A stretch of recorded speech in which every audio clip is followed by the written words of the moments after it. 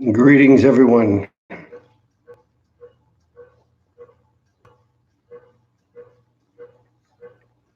I just got in the mood to make a video after a while. Getting my scooter back tomorrow. Walking and the bicycle don't work so well with this present job, although it's not really very far. I've had some experiences lately with Uber, and I'm gonna stop using that. I've been using Lyft a little bit. I don't know if it's a Mandela thing with Uber, but I would send them a message telling them what building I'm in, and sometimes the driver would get here, and it would say, they're waiting, and I would wonder what happened, and then they would leave, and then someone told me they'd been working on their software. Well, several months ago, 6 months ago, it seemed it was working just fine. And then also they'd be going somewhere, and the thing will be telling them to turn a certain way, and it'll be the wrong information. And so my stumble of a job on the way to the job that I am in now was at Subway, and both of these, the woman running it and the assistant, both were in the 12 steps, AA or NA, doesn't really matter, same thing. I was in it myself for off and on for years. I think the last time I went to any meetings was in 2005, and I think I turned to it at times because I was looking for some kind of answer somewhere, as I've done with so many things, and never really found anything outside of myself or going inward. And being honest with myself, and stuff like that. There's no organization. There's no program for me. Nothing in that black bag for me. I did abstain for 3 years at one time while I was in the program, but anyway, there was I always found there to be a lot of negativity in that situation, and these two women at Subway were no exception.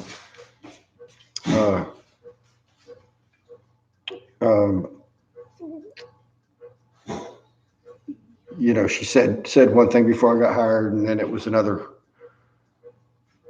story once I was there, and which it worked out for the best because they seem to be very stingy with hours, and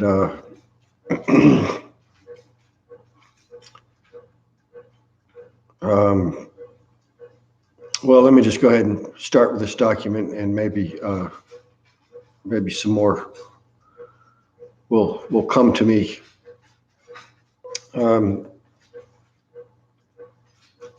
This is from mindcontrolusa.net.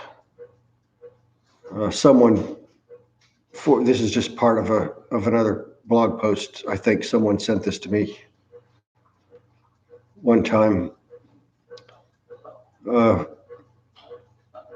Aleister Crowley, Illuminati, Satanist, and 33-degree level Freemason, circa 1875 to 1947. I don't think that's when he really died.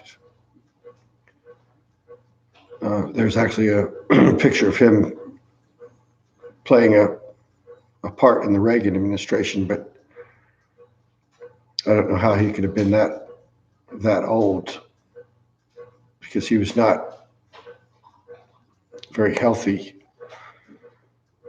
But I mean, you never know with some of these people what's going on or what they're doing to stay around. Founded his religion, Thelema, at the turn of the century, Thelema being the practiced religion of its members. Crowley also created at the turn of the century Fraternitas Argentum Astrum, which translates from Greek to English, Fraternal Order of the Silver Star. One of the symbols used by Crowley to identify his fraternal order is a Masonic triangle with a circle with the acronym AA inscribed below it. The symbol is now known globally as the symbol of Alcoholics Anonymous. Crowley published a book in 1922 entitled Diary of a Drug Fiend. In this book, Crowley presents a satanic program of recovery from drug addiction. I'm not sure how all of this is necessarily satanic, but anyway, that's what this person wrote. I'm not saying I'm in any way a fan or devotee of Crowley either, though. Throughout Diary of a Drug Fiend, its publication predating Alcoholics Anonymous by 17 years, there are many themes and phrases, both similar and identical, that are also common in the Big Book of Alcoholics Anonymous. These themes include abandoning free will, abandoning oneself, it's beyond human power, God is beyond conception, do what thou wilt, do with me as thou wilt, etc. The identical ideology of these doctrines is this: free will is useless, therefore hand your will over to someone or something else. Yeah, that was one thing I never, practically nothing resonated with me. Stop! In the meetings, there was very little resonated with me. But they had this thing about, believe that we believe in a higher power. And there was kind of a mishmash of East and West stuff. And,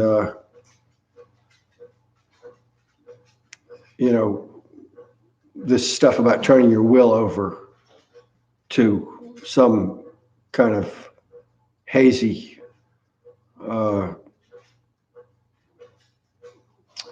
higher power or, misty thing that didn't work for me. Anyone who has read both Alcoholics Anonymous and the Diary of a Drug Fiend can easily spot the commonality in the wording, writing style, induction of two books. It is also easy to see similarity in the writing style of the short limerick-style poem included in the first chapter of the Big Book, Bill's Story, of Alcoholics Anonymous, and the many short limerick-style poems written by Crowley. See an example of the common writing style in the following poems. Big Book, first chapter, Bill's Story. Here lies a Hampshire grenadier who caught his death drinking cold small beer. A good soldier is near forgot whether he dieth by the musket or by pot. Crowley's epitaph to Pearl Brooksmith, written August 1933. Here lies a pearl of women who lived in open sin. One end collected semen, the other guzzled gin. The first chapter of Alcoholics Anonymous, Bill's Story, gives insight to the darker psychological elements of the character, Bill W. Note the following excerpts taken from Bill's story. Judging from what I had seen in Europe and since, the power of God in human affairs was negligible. The brotherhood of man, a grim jest. If there was a devil, he seemed the boss, universal, and he certainly had me. Later in the chapter, the author writes, simple but not easy. A price had to be paid. It means destruction of self-centeredness.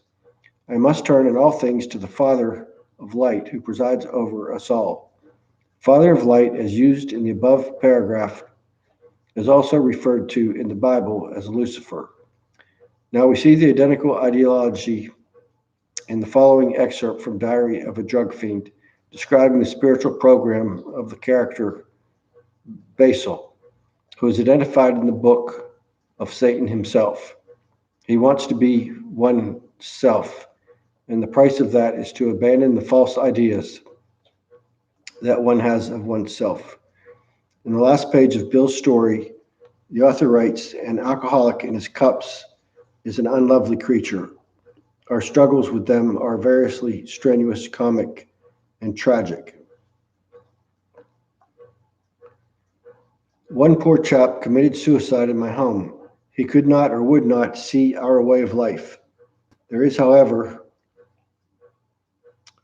a vast amount of fun about it all. I suppose some would be shocked at our seeming worldliness and levity, but just underneath there is deadly earnestness. Faith has to work 24 hours a day in and through us, or we perish. I find it hard to imagine anyone short of Crowley himself finding even the minutest amount of fun or levity in the tragedy of someone committing suicide in his or her home. The Diary of a Drug Fiend, Crowley misleads the reader to believe that the means of controlling one's drug habit is through developing one's true will. In reality, Crowley was well known to be an elitist, racist, fascist, and he's also well known for his belief that some are born kings while the slaves shall serve. An example of Crowley's true ideals can be seen in one of his 1941 diary entries, in which Crowley observed that in a thelemic society, the problem is not how to boss the herd, which is automatic, or to thwart the unworthy who are ejected into impotence, but how to prevent emulation developing into warfare. The rituals which Crowley conducted with his followers involved drug use, animal sacrifice, consuming human feces, homosexual sex, drinking blood, consuming menses, physical abuse, and psychological torture. Or according to Tessarian, just a pretty good old boy who's been misunderstood. Crowley even boasted of rituality sacrificing children. Crowley's goal was to psychologically break people in order to control them. In turn, treatment centers utilizing the 12-step method of Alcoholics Anonymous aim to bring about a psychological break in the patient. This psychological break is referred to in Alcoholics Anonymous as a complete psychological change.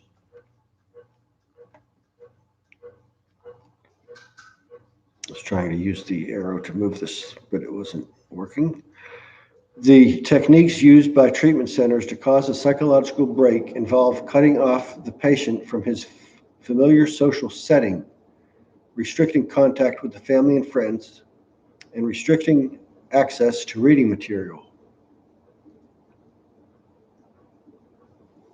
Radio and television. The patient lives in a situation of inferiority and is regularly reproached by his counselor and group members for using defense mechanisms, humor, self-pity, anger, etc. The patient is bombarded with repetitive slogans and phrases. The idea is to create sufficient stress to cause a psychological collapse, at which point the patient becomes susceptible to influence. The desired goal is for the patient to abandon free will and to accept the program.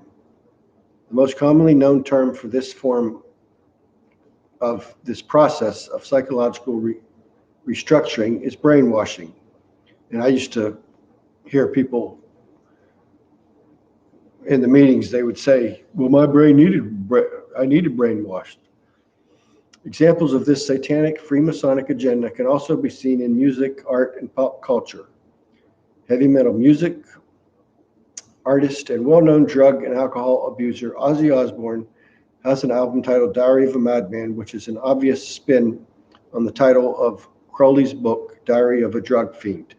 Another one of Ozzy's albums entitled Wizard of Oz, is an obvious spin on the popular family film. Well, not so sure that's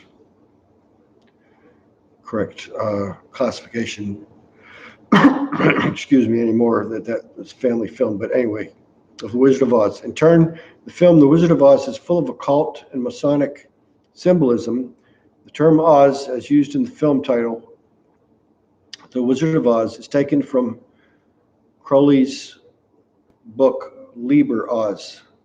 Oz is Crowley's transcription of the Hebrew word for goat.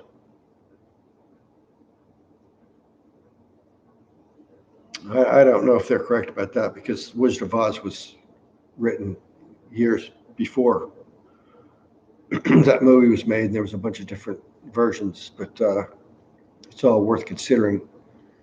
Another so-called family film, Willy Wonka and the Chocolate Factory, is a thinly veiled allegorical metaphor of Alcoholics Anonymous. It's also, I'm pretty sure it has to do with anal things as well. You can easily see this in the storyline. Wonka's spy Slugworth is a play on the name William D. Silkworth, credited as the author of the chapter entitled Doctor's Opinion of Alcoholics Anonymous. In turn, Willy Wonka is a play on the name of Alcoholics Anonymous founder William Wilson, aka Bill W. The storyline goes as such. The children and their parents endure a crucible of which most of them fall out of because of impulsiveness and lack of self-control. Only Charlie lasts till the end of the ideal ordeal, at which point Wonka rejects him on the basis that Charlie was overcome by his impulsive nature. Indulging in the fizzy soda, thus breaking the rules, therefore disqualifying himself from inheriting the chocolate factory. And only after Charlie gives back the everlasting gobstopper and his will to inherit the factory does Wonka grant Charlie the factory. The key here is Charlie gave up his will and was thus rewarded for so doing. This here fits right into the framework of Alcoholics Anonymous ideal that human will is of no use whatsoever. And like so many times we see, that's also a inversion in film, the message being the opposite of what it should be.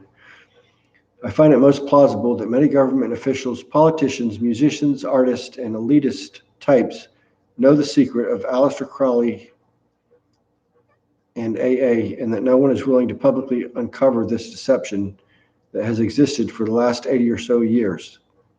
As stated in step 3 of the 12 traditions of Alcoholics Anonymous, human will is of no value whatsoever. This serves the Masonic Illuminati New World Order agenda perfectly. Another theme emphasized throughout Alcoholics Anonymous is the proclamation that the AA member is powerless. That was another thing I didn't like, that never resonated in my time in meetings.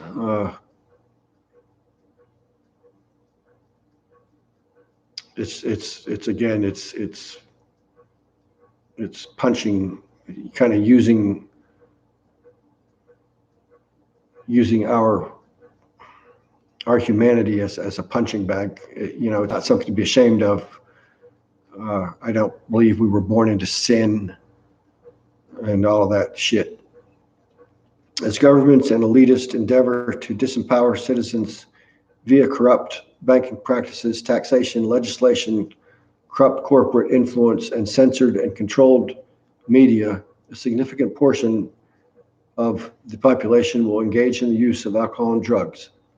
To illustrate this fact, one must only look at the alcoholism epidemic of the former Soviet Union and the alcohol and drug abuse which plagues the Native American culture. It is no mere coincidence that after the creation of the run-for-profit, privately owned Federal Reserve in 1913, the Prohibition was enacted. The stock market collapsed and the U.S. endured the Great Depression.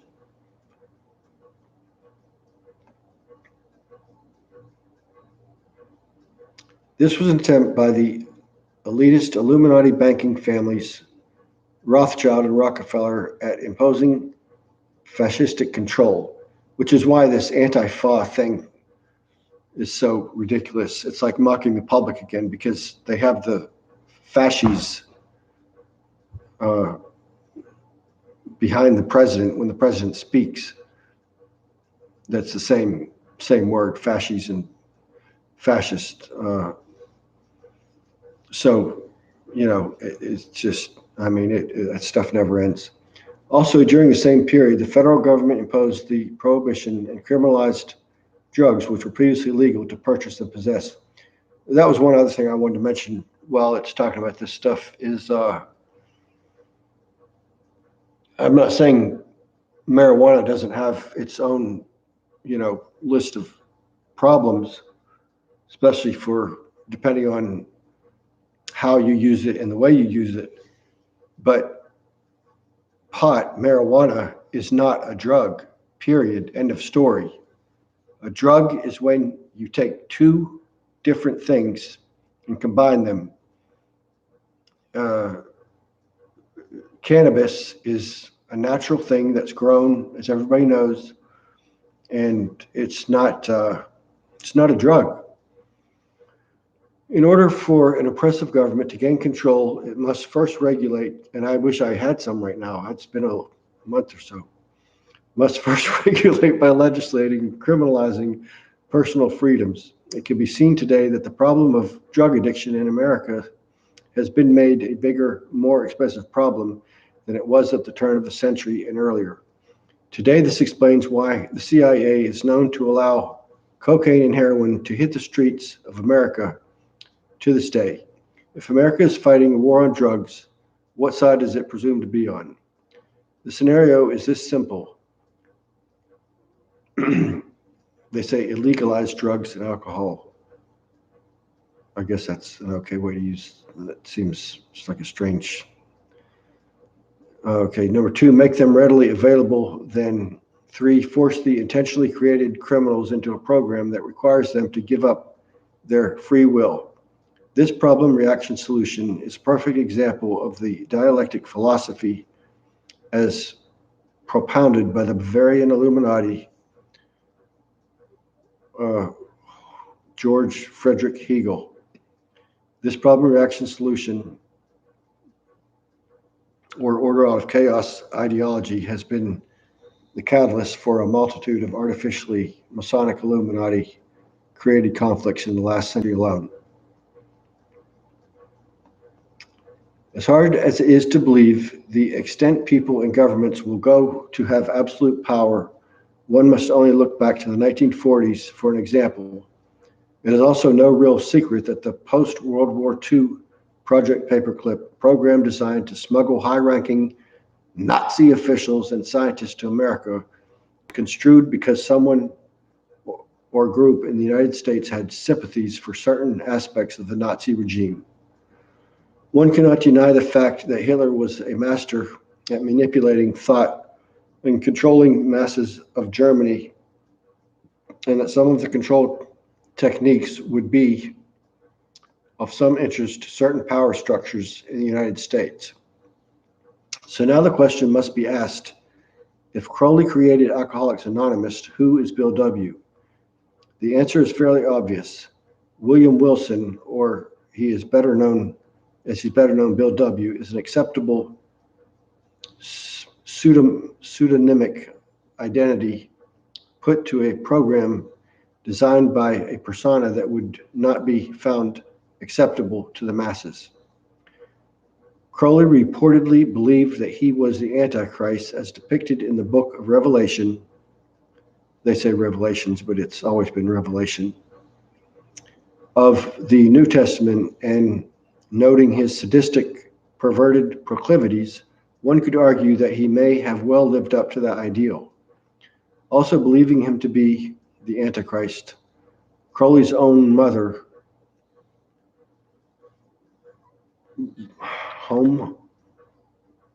Bohm. I don't know why that.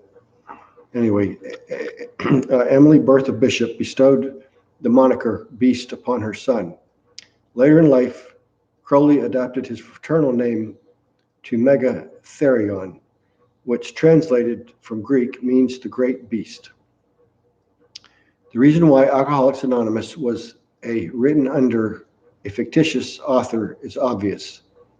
Who would ever adopt a doctrine designed to be adhered to for life, which was created by a sadistic, sexual pervert, and self-admitted murderer who believed he was the Antichrist? The answer is presumably far fewer people than there would be under the guise of a pseudonym. However logical the reason was to keep the true identity of the author of Alcoholics Anonymous clandestine. When I was in the meetings at one point, there was an old film from the 70s that purported to show Bill W. and a friend, and the wife talked about them drinking a bunch of coffee, and it showed them talking in this yard and stuff. I wonder who that was, because certainly wasn't Crowley. The answer is presumably far fewer people than there would be under the guise of a pseudonym. However logical the reason was to keep the true identity of the author of Alcoholics Anonymous clandestine for sake of the outwardly unsavory personality traits of Crowley. There's an even more elementary reason for this secrecy. Crowley spent his life in a struggle with addiction to heroin and cocaine. At the age of 72, Crowley died on December 1st, 1947, still addicted to and actively using heroin. The reader should understand that this information is not meant as an attack on persons who are members of Alcoholics Anonymous, but rather it is meant to inform those who would aspire to have as much knowledge as possible concerning the institution of Alcoholics Anonymous. This website is in a constant state of evolution, blah, blah, blah. Okay, so this is also from sparkledeliciousblogspot.com, 2007/10/Alcoholics Anonymous New World Order. And it would appear to be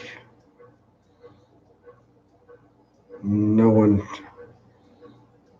in the chat, or maybe I need to just learn how to do this better. But anyway, I think that'll do it for now. Thank you for joining me, and probably won't talk to you quite as soon as usual, but I'll talk to you soon.